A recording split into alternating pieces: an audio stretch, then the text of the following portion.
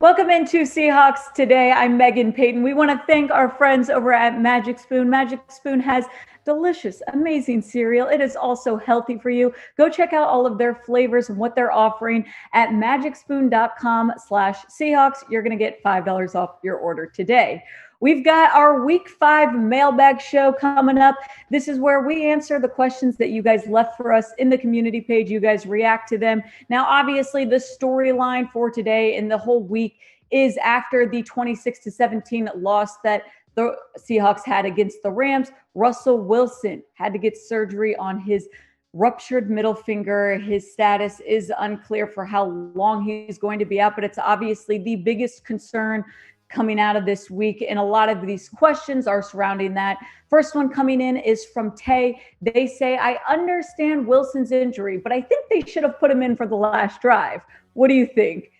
Absolutely not. That would have been a terrible idea. And maybe in Tay's defense, I don't know if he posted this prior to knowing the severity of Russell Wilson's injury, but like we said, he did have to get surgery on this on Friday. He flew into Los Angeles, got his hand operated on, and we're waiting to kind of see when he's going to be back. I mean, I'm hearing it could be a month, it could be longer, but we're obviously hoping that Russell Wilson has a speedy recovery. He posted this picture on Instagram coming out of his surgery. He said he was in good spirits, but it's obviously a big loss for the Seahawks. And I mean, my concern level is high. I'm not saying that I'm not trusting at all in Geno Smith, but when a star quarterback goes out and has to miss some time, especially a guy like Russell Wilson, who really plays through most injuries, so you know that he's hurting right now. What is your concern level, though, with the Russell Wilson injury? Go to the comments right now. Let's scale it from 1 to 10.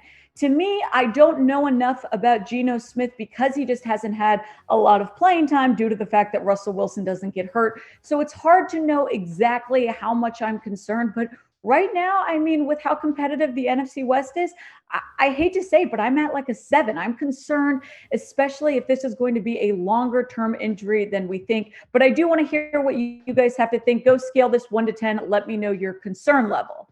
Next question coming in from Fishboy. Fishboy says, how do you think this Russell Wilson injury affects his relationship with Seattle, and could it lead to a trade this offseason?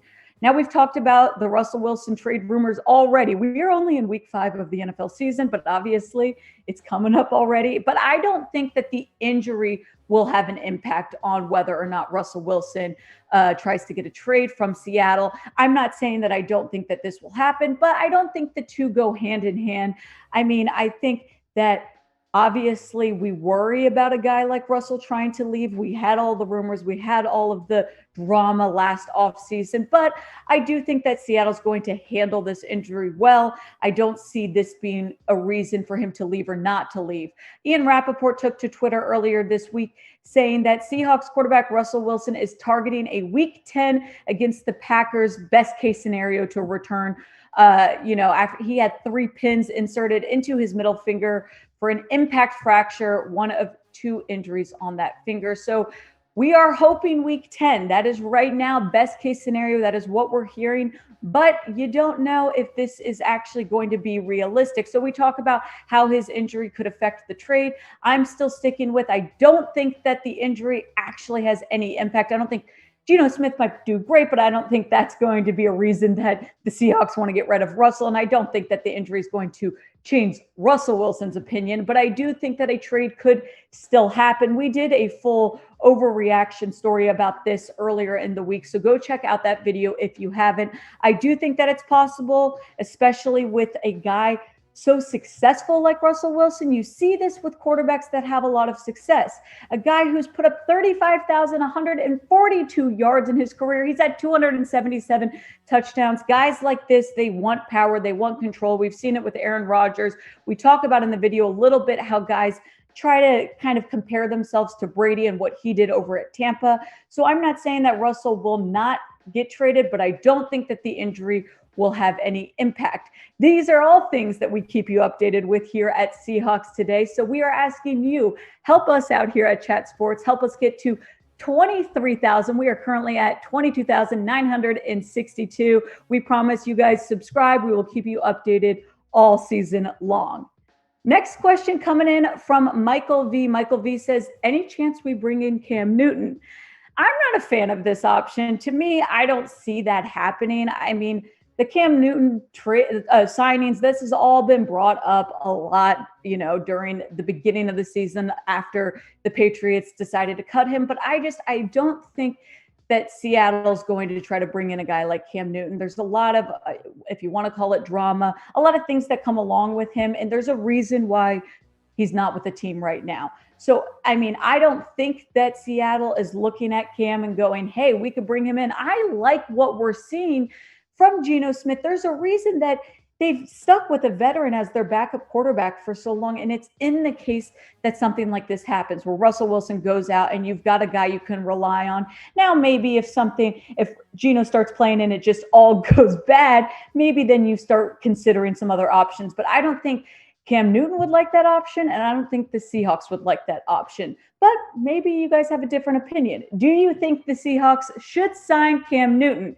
Go to the comments right now, type S for sign or type P for pass. I'm going to take the pass on this one. But I am not going to take the pass on the most delicious cereal that I've ever tried. That is Magic Spoon. Magic Spoon is healthy. It's delicious. 13 grams of protein, 4 grams of net carbs, and 0 grams of sugar, yet somehow it tastes incredible. I'm telling you guys, there is so many flavors to choose from. Frosted, cocoa, peanut butter is the one I've been on for a while now. There's so many options. Go to magicspoon.com/Seahawks and you're going to get $5 off your order today. You can send it back if you don't like it, but I'm telling you, I have never had anyone say they don't like it. Give it a shot. Let me know. And if you do get it, go take a picture, post it, send it to me on Twitter. I want to know your guys' thoughts on Magic Spoon.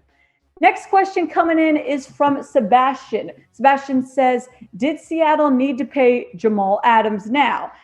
Now, this is, after we saw Jamal Adams' performance this last week against the Rams, a lot of questions, concerns start coming up of like, why is Seattle paying him so much money? And to me, here's my thoughts. It is too much money, yes, but it's not all his fault. So just a little background, Seahawks signed Jamal Adams to a $70 million 4-year extension during the offseason. And what they're learning right now is Jamal Adams is not good in coverage. He is not playing well in that area. And I don't know if Seattle maybe knew this and they were hoping for something different, but he's not getting the job done there. And maybe Seattle's just now realizing this.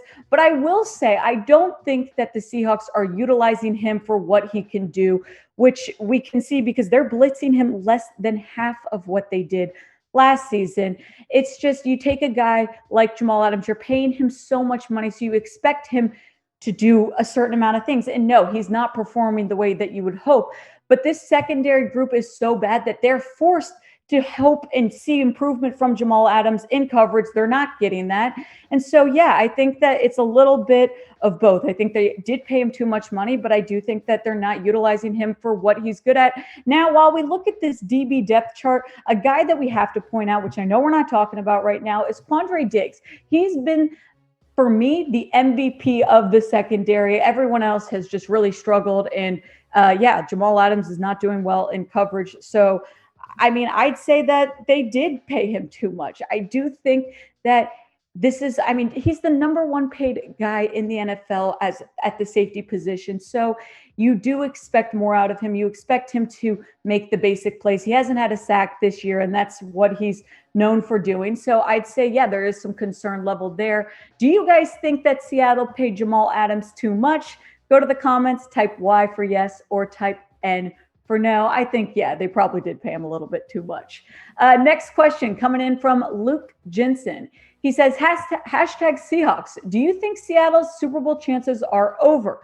Not just for the season, but down the road as well. And Lucas, no, the chances are not over. I know it's so easy to see, what's happened early on in the season, and it's easy to jump into conclusions. But let me first say, we can talk about this season, but we are not talking about seasons down the road. Things change so much year to year in the NFL, so it's impossible to predict how the Seahawks are going to be down the road. But we will talk about this year because the truth is they are in a very competitive division. And I do think with Russell Wilson's injury, it is going to come up to what Geno Smith can do during this time off, because the Seahawks don't have room to lose 3 or 4 games straight. That is not going to really be okay in a division so competitive. So I think that the Seahawks Super Bowl chances do rely a little bit on Geno Smith. And hey, he did really good, I'd say, in what we saw from him during that Rams game. He was 10 for 17, 131 yards. He had a great touchdown pass to DK Metcalf. The interception there at the end, I mean, wasn't really his fault. A Tyler Lockett kind of trip, a lot of rush situation. So I do think Geno's going to be a guy that can help keep the Seahawks Super Bowl hopes alive. But we are dealing with a very competitive division right now. The Cardinals undefeated, Rams 4-1. The 49ers and Cardinals are playing right now. And as of now, the Seahawks are last. After that loss, 2-3. We'll see what happens during the Cardinals 49ers game, but it's going to be hard. It's going to be a hard year no matter what. Russell in or Russell out. I think that the Seahawks are in for a challenge. Go to the comments right now, though, and with the Russell Wilson injury, with all the updates that you guys know, predict the Seahawks 2021 record. I want to know what you guys think, and hopefully we'll be with our starting quarterback in no time.